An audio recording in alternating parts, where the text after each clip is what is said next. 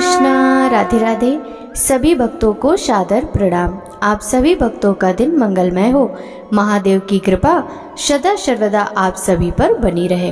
भक्तों, आज की इस वीडियो में आप श्रवण करेंगे श्रावण मास महात्म्य के 14वें अध्याय की कथा।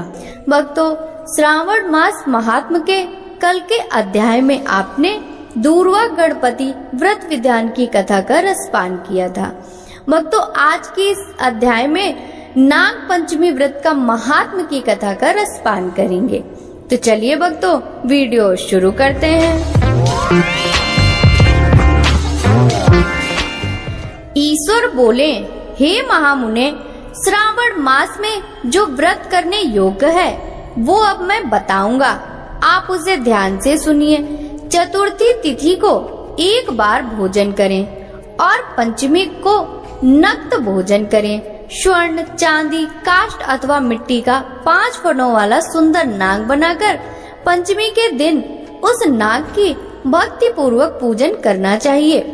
द्वार के दोनों ओर गोबर से बड़े बड़े नाग बनाएं। दधी, शुभ दूर्वा कुरो, कनेर, मालती, चमेली, चंपा के फूलों, गंध, अक्षत, धूप तथा मनोहर दीपों से उनकी विधिवत पूजन करें। उसके बाद ब्राह्मणों को घृत, मोदक तथा घीर का भोजन कराएं। इसके बाद अनंत, वासुकी, शेष, पद्मनाभ, कंबल, करकोटक, अश्व, आठवां धृतराष्ट्र, शंखपाल, काली तथा तक्षक, इन सब नाग कुल के अधिपतियों को तथा इनकी माता कद्रू को भी हल्दी और चंदन से दीवार पर लिखकर फूलों आदि से इनकी पूजन करें। उसके बाद बुद्धिमान को चाहिए कि वामी में प्रत्यक्ष नागों का पूजन करे और उन्हें दूध पिलाए। घृत तथा शर्करा मिश्रित पर्याप्त दुग्ध उन्हें अर्पित करे। उस दिन व्यक्ति लोहे के पात्र में पूड़ी न बनाए। नैवेद्य के लिए गोधूम का पायस भक्ति पूर्वक अर्पण करे। भुने हुए चने, धान का लावा तथा जौ सर्पों को अर्पित करना चाहिए और स्वयं भी उन्हें ग्रहण करना चाहिए। बच्चों को भी यही खिलाना चाहिए, इससे उनके दांत मजबूत होते हैं। सांप की बांबी के पास श्रृंगार युक्त स्त्रियों को गायन तथा वादन करना चाहिए और इस दिन को उत्सव की तरह मनाना चाहिए। इस विधि से व्रत करने पर सर्प से कभी भी भय नहीं होता है। हे विप्र, मैं लोगों की हित की कामना से आपसे कुछ और भी कहूँगा। हे महामुने, आप उसे सुनिए। हे वत्स, नाग के द्वारा डसा गया मनुष्य मरने के बाद अधोगति को प्राप्त होता है और अधोगति में पहुंचकर वह तामसी सर्प होता है। इसके निवृत्ति के लिए पूर्वोक्त विधि से एक भुक्त आदि समस्त कृत्य करें और ब्राह्मणों से नाग निर्माण तथा पूजा आदि आदर पूर्वक कराएं। इस प्रकार 12 मासों में प्रत्येक मास में शुक्ल पक्ष की पंचमी तिथि को इस व्रत का अनुष्ठान करें और वर्ष के पूरा होने पर नागों के निमित्त ब्राह्मणों तथा सन्यासियों को भोजन कराएं। किसी पुराण ज्ञाता ब्राह्मण को रत्न जटित सुवर्णमय नाग और सभी उपस्करों से युक्त तथा बछड़े सहित गौ प्रदान करें। दान के समय सर्वव्यापी, सर्वगामी, सब कुछ प्रदान करने वाले अनंत नारायण का स्मरण करते हुए यह कहना चाहिए, हे गोविंद, मेरे कुल में अगर कोई व्यक्ति सर्पदंश से अधोगति को प्राप्त हुए हैं, वे मेरे द्वारा किए गए व्रत तथा दान से मुक्त हो जाएं। ऐसा उच्चारण करके अक्षत युक्त तथा श्वेत चंदन मिश्रित जल वासुदेव के समक्ष भक्ति पूर्वक जल में छोड़ दें।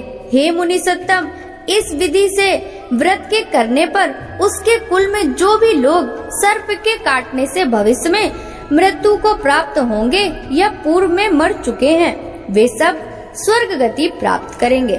साथ ही हे कुल नंदन, इस विधि से व्रत करने वाला अपने सभी वंशजों का उद्धार करके अप्सराओं के द्वारा सेवित होता हुआ शिव सानिध्य प्राप्त करता है।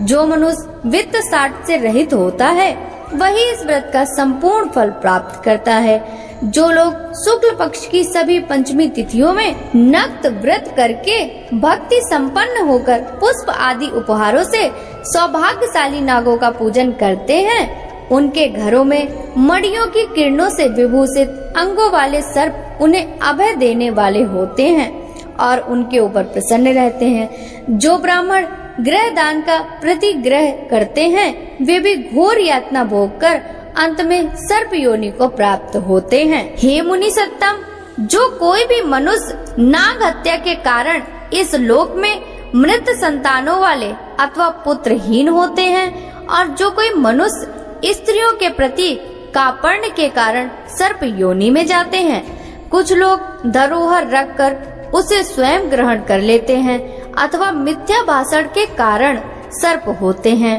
अथवा अन्य कारणों से भी जो मनुष्य सर्प योनि में जाते हैं, उन सभी के प्रायश्चित के लिए यह उत्तम उपाय कहा गया है।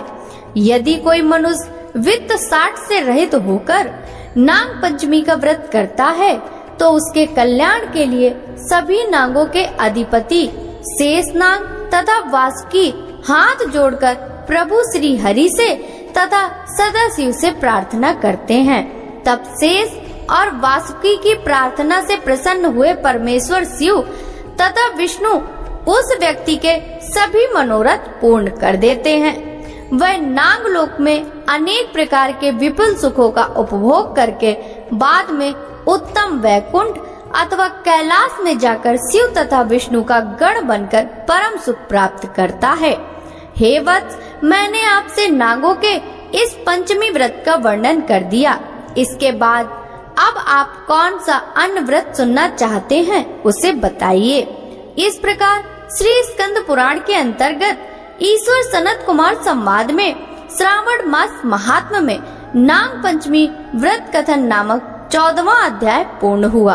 भक्तों, आगे की कथा का वृतांत हम कल के अध्याय में श्रवण करेंगे।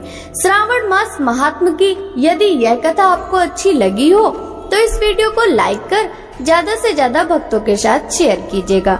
साथ ही वीडियो के कमेंट बॉक्स में हर हर महादेव जरूर लिखिएगा। आपसे मिलते हैं अगले अध्याय की कथा के साथ। सभी भक्तों को हरे कृष्णा, राधे राधे, हर हर महादेव।